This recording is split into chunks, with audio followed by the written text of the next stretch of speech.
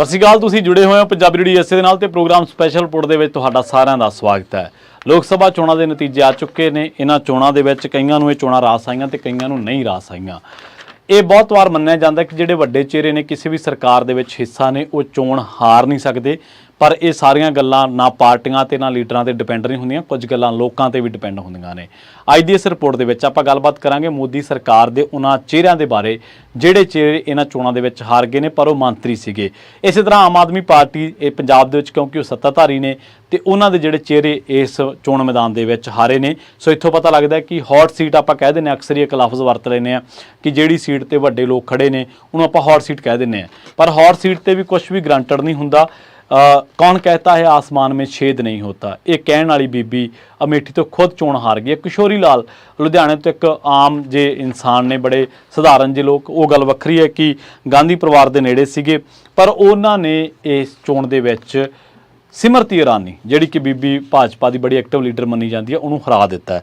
ਖੈਰ ਆਪਾਂ ਜੇ ਪੰਜਾਬ ਤੋਂ ਹੀ ਗੱਲ ਕਰ ਲਈਏ ਤਾਂ ਪੰਜਾਬ ਦੇ ਵਿੱਚ ਸਭ ਤੋਂ ਵੱਧ ਜੇ ਕੋਈ ਐਕਟਿਵ ਸੀਗਾ ਜਾਂ ਸਭ ਤੋਂ ਵੱਧ ਹੌਟ ਸੀਟ ਮੰਨੀ ਜਾਂਦੀ ਸੀ ਉਹ ਸੀ ਬਠਿੰਡਾ ਤੋਂ ਆਮ ਆਦਮੀ ਪਾਰਟੀ ਦੇ ਮੰਤਰੀ ਗੁਰਮੀਤ ਖੁੱਡੀਆਂ ਹਰਸਿਮਰਤ ਬਾਦਲ ਹੱਥੋਂ ਹਾਰੇ ਨੇ। ਗੁਰਮੀਤ ਖੁੱਡੀਆਂ ਬਾਰੇ ਕਿਹਾ ਜਾਂਦਾ ਕਿ ਉਹਨਾਂ ਦਾ ਅਕਸ ਚੰਗਾ। ਉਹਨਾਂ ਦੇ ਜਿਹੜੇ ਪਿਤਾ ਜੀ ਨੇ ਜਥੇਦਾਰ ਜਗਦੇਵ ਸਿੰਘ ਖੁੱਡੀਆਂ, ਉਹਨਾਂ ਦੀ ਸਿਆਸਤ ਦੇ ਵਿੱਚ ਚੰਗੀ ਜਿਹੜੀ ਸ਼ਖਸੀਅਤ ਮੰਨੀ ਜਾਂਦੀ ਹੈ, ਪਰ ਹਰਸਿਮਰਤ ਬਾਦਲ ਹੱਥੋਂ ਹਾਰ ਗਏ। ਉਹਨਾਂ ਨੇ ਹਰਸਿਮਰਤ ਦੇ ਬਾਦਲ ਦੇ ਸਹੁਰਾ ਸਾਹਿਬ ਪ੍ਰਕਾਸ਼ ਸਿੰਘ ਬਾਦਲ ਨੂੰ ਲੰਬੀ ਵਿਧਾਨ ਸਭਾ ਹਲਕੇ ਤੋਂ ਹਰਾਇਆ ਸੀ ਤੇ ਉਸ ਤੋਂ ਬਾਅਦ ਉਹ MLA ਬਣੇ ਸੀਗੇ।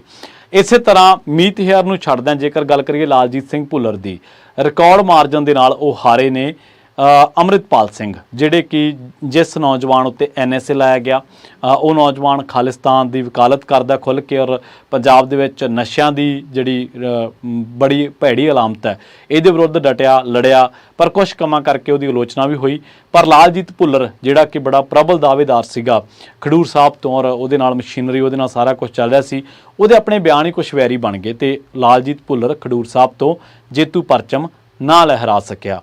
ਕੁਲਦੀਪ ਸਿੰਘ ਧਾਲੀਵਾਲ ਜਿਹੜੇ ਕਿ ਅੰਮ੍ਰਿਤਸਰ ਦੇ ਵਿੱਚ ਮੁਕਾਬਲਾ ਦੇ ਰਹੇ ਸੀਗੇ ਗੁਰਜੀਤ ਸਿੰਘ ਔਜਲਾ ਨੂੰ, ਤੇ ਮੰਨਿਆ ਜਾ ਰਿਹਾ ਸੀਗਾ ਕਿ ਉਹ ਤਕੜੀ ਟੱਕਰ ਦੇਣਗੇ, ਤੇ ਇਹ ਵੀ ਮੰਨਿਆ ਜਾ ਰਿਹਾ ਸੀਗਾ ਕਿ ਕੁਲਦੀਪ ਸਿੰਘ ਧਾਲੀਵਾਲ ਨੇ ਜਿਹੜੇ ਉਹ ਸ਼ਾਇਦ ਜਿੱਤ ਵੀ ਸਕਦੇ ਨੇ। ਮਤਲਬ ਉਹਨਾਂ ਦਾ ਦਾਅਵਾ ਕਿੱਡਾ ਵੱਡਾ ਸੀਗਾ, ਮੰਤਰੀ ਸੀਗੇ। ਪਰ ਗੁਰਜੀਤ ਔਜਲਾ ਨੇ ਇਹ ਚੋਣ ਪਹਿਲਾਂ ਜ਼ਿਮਨੀ ਤੌਰ ਤੇ ਜਿੱਤੀ ਔਰ ਫਿਰ 2019 ਦੇ ਵਿੱਚ ਮੈਂਬਰ ਪਾਰਲੀਮੈਂਟ ਬਣੇ, ਤੇ ਅਖੀਰ ਦੇ ਵਿੱਚ ਉਹਨਾਂ ਨੇ ਹੁਣ ਵੀ 2024 ਦੇ ਵਿੱਚ ਆਪਣੀ ਜਿਹੜੀ ਜਿੱਤ ਹੈ ਉਹਨੂੰ ਬਰਕਰਾਰ ਰੱਖਦਿਆਂ, ਜੇਤੂ ਲੈ ਨੂੰ ਬਰਕਰਾਰ ਰੱਖਦਿਆਂ ਇਹ ਸੀਟ ਇੱਕ ਵਾਰ ਫਿਰ ਤੋਂ ਕਾਂਗਰਸ ਦੀ ਝੋਲੀ ਦੇ ਵਿੱਚ ਪਾ ਦਿੱਤੀ ਹੈ। ਸੋ ਤੁਸੀਂ ਦੇਖੋ ਕਿ ਲਾਲਜੀਤ ਸਿੰਘ ਭੁੱਲਰ, ਤੁਸੀਂ ਦੇਖੋ ਕਿ ਕੁਲਦੀਪ ਸਿੰਘ ਧਾਲੀਵਾਲ, ਤੁਸੀਂ ਦੇਖੋ ਗੁਰਮੀਤ ਸਿੰਘ ਖੁੱਡੀਆਂ। ਹਾਲਾਂਕਿ ਮੀਤ ਹੇਅਰ ਜਿਹੜੇ ਨੇ ਉਹਨਾਂ ਨੇ ਚੰਗੀ ਫਾਈਟ ਦਿੱਤੀ, ਉਹ ਜਿੱਤੇ ਨੇ। ਡਾਕਟਰ ਬਲਬੀਰ ਸਿੰਘ ਪਟਿਆਲੇ ਤੋਂ ਡਾਕਟਰ ਗਾਂਧੀ ਦੇ ਹੱਥੋਂ ਹੀ ਹਾਰ ਗਏ ਨੇ, ਦੋਨੇ ਡਾਕਟਰ ਨੇ ਤੇ ਡਾਕਟਰ ਗਾਂਧੀ ਦੇ ਹੱਥੋਂ ਹਾਰ ਗਏ ਨੇ। ਇਹ ਸੀਟ ਵੀ ਕਾਂਗਰਸ ਜਿੱਤ ਗਈ ਹੈ। ਹੁਣ ਆਪਾਂ ਮੋਦੀ ਸਾਹਿਬ ਦੇ ਉਹਨਾਂ ਚਿਹਰਿਆਂ ਦੇ ਵੱਲ ਵਧਣ ਤੋਂ ਪਹਿਲਾਂ ਇੱਕ ਬੀਬੀ ਨਵਨੀਤ ਰਾਣਾ ਹੈ ਮਹਾਰਾਸ਼ਟਰ ਦੇ ਵਿੱਚ, ਉਹਨੇ ਭੜਕਾਊ ਬਿਆਨ ਦਿੱਤੇ ਸੀਗੇ। 2013-14 ਦਾ ਇੱਕ ਬਿਆਨ ਚੱਕ ਕੇ ਓਵੈਸੀ ਦਾ ਜਿਹੜਾ ਕਿਸੇ ਹੋਰ ਸੰਦਰਭ ਦੇ ਵਿੱਚ ਦਿੱਤਾ ਗਿਆ ਸੀ, ਹਾਲਾਂਕਿ ਕ੍ਰਿਮੀਨਲ ਬਿਆਨ ਸੀਗਾ, ਉਹਨੂੰ ਉਹ 2024 ਦੇ ਵਿੱਚ 11-12 ਸਾਲਾਂ ਬਾਅਦ ਕੋਟ ਕਰ ਰਹੀ ਸੀ। ਕਹਿੰਦੇ 15 ਸਕਿੰਟ ਵੀ ਨਹੀਂ ਲੱਗਣੇ ਮੁਸਲਮਾਨਾਂ ਨੂੰ ਜੇ ਇੱਕ ਇਸ਼ਾਰਾ ਕਰਤਾ ਹਿੰਦੂਆਂ ਨੂੰ। ਤਾਂ ਬੜਾ ਭੜਕਾਊ ਬਿਆਨ ਦਿੱਤਾ, ਉਹ ਬੀਬੀ ਹਾਰ ਗਈ ਹੈ। ਬਹੁਤ ਜ਼ਿਆਦਾ ਉਤੇਜਨਾ, ਬਹੁਤ ਜ਼ਿਆਦਾ ਉਕਸਾਹਟ ਵਾਲੀ ਬੀਬੀ ਸੀ, ਔਰ ਬਹੁਤ ਜ਼ਿਆਦਾ ਮੋਦੀ ਦਾ ਬਹੁਤ ਜ਼ਿਆਦਾ ਰਟਣ ਉਹਨੇ ਲਾਈ ਹੋਈ ਸੀਗੀ।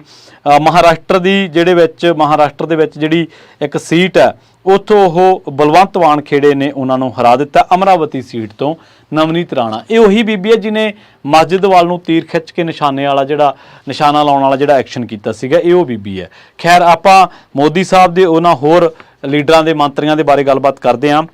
ਮੋਹਨ ਲਾਲ ਗੰਜ ਲੋਕ Sabha seat, minister of state ਸੀਗੇ ਹਾਊਸਿੰਗ ਐਂਡ ਅਰਬਨ ਅਫੇਅਰ ਕੌਸ਼ਲ ਕਿਸ਼ੋਰ, ਇਹ ਸਮਾਜਵਾਦੀ ਪਾਰਟੀ ਦੇ ਕੈਂਡੀਡੇਟ ਤੋਂ ਹਾਰ ਗਏ ਨੇ RK ਚੌਧਰੀ ਤੋਂ।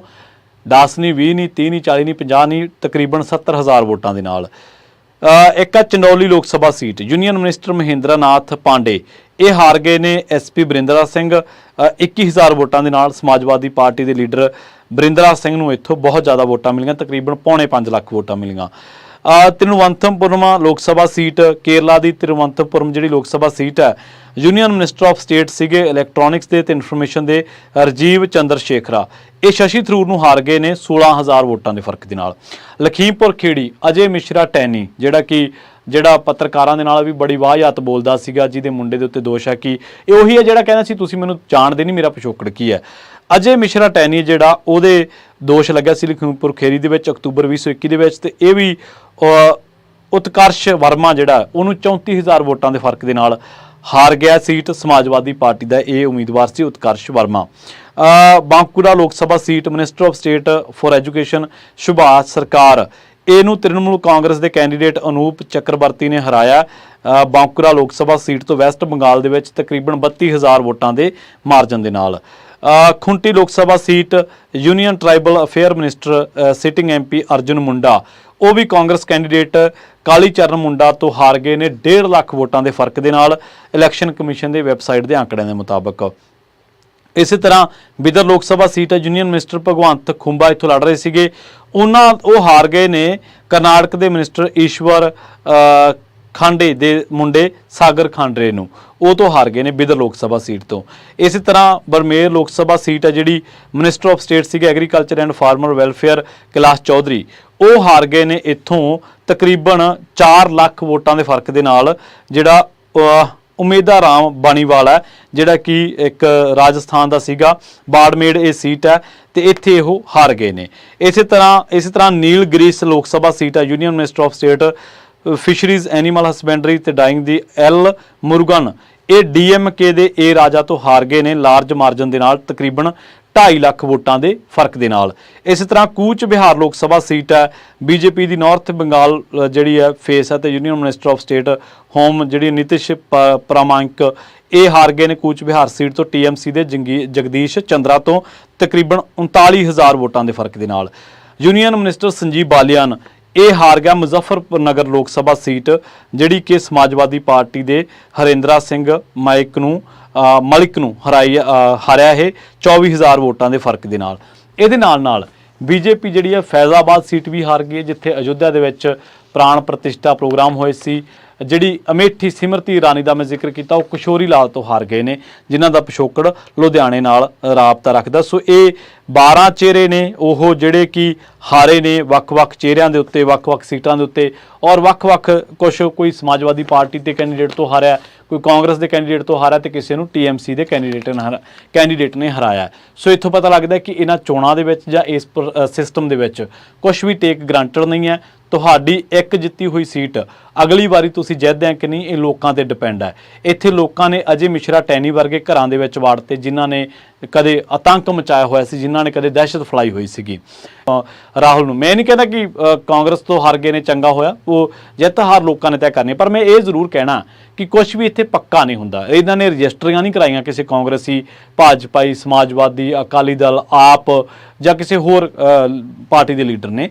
ਇਹ ਲੋਕਾਂ ਦੇ ਸਿਰ ਤੇ ਚੀਜ਼ਾਂ ਨੇ। ਤੇ ਜਿਵੇਂ ਮੈਂ ਕਿਹਾ ਸੀ ਸ਼ੁਰੂਆਤ ਦੇ ਵਿੱਚ ਕਿ ਹੌਟ ਸੀਟ ਦਾ ਮਤਲਬ ਇਹ ਨਹੀਂ ਹੁੰਦਾ ਕਿ ਜਿਹੜਾ ਮੰਤਰੀ ਆ ਉਹੀ ਜਿੱਤੂਗਾ।